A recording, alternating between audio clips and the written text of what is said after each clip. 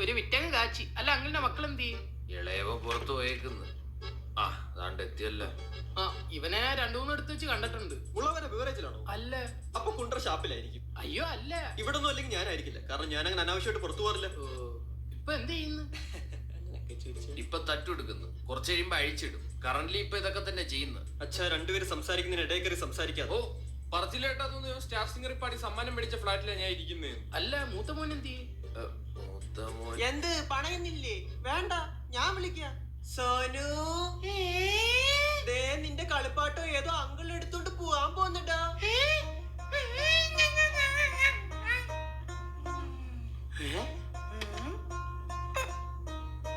എന്റെ കളിപ്പാട്ടം താതാ. ഇതെന്താ ഇങ്ങനെ?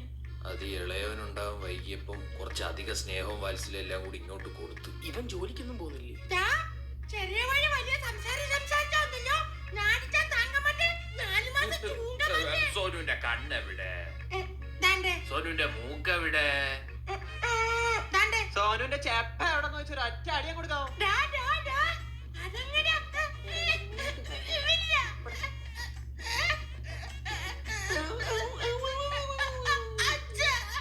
സോനു crying?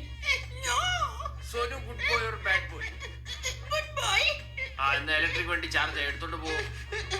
നിങ്ങൾ കണ്ടോട്ടെ പന്നി. കൊഞ്ചാടെ പോടാ വണ്ടി എടുത്തോണ്ട്. വീട്ടിങ്ങനെ ഇരിക്കുന്ന ചില്ലറ പരിപാടിയല്ല കേട്ടോ. ഞാൻ രാത്രി ഇങ്ങോട്ട് വരാടാ. ഇവിടെ ഇപ്പൊ അച്ഛനും അനിയനും വരെ സമയമായി. ഈ കോലം കൊണ്ട് കുറെ ആള് പോകുന്നു. ഞാനേ ഇവിടെ തീയിട്ടു. ഇത് പോലീസ് സ്റ്റേഷനല്ലേ? അടുത്ത ഒന്നേക്ക ദേവൂടേക്കുമല്ലോ. കുട്ടിക്കളി മാറാത്തവൻ. എടാ, പഠിക്കാൻ ബുദ്ധിയില്ലാത്തോണ്ട് പണിക്കോ മടിയായിട്ടല്ലടാ നീ വേഷം കിട്ടിയേക്കുന്നത്. എടാ വാച്ചി മോനെ, കൈയുടെ ഞാൻ പറയാം. 20 വയസ്സിന് ആണുങ്ങളുടെ ജീവിതം മൊട്ടയായ ടയർ പോലെ ഏത് നിമിഷം വേണേലും പൊട്ടാം. അത് താങ്ങാനുള്ള മനസ്സ് എനിക്ക് ദൈവം തന്നിട്ടില്ല.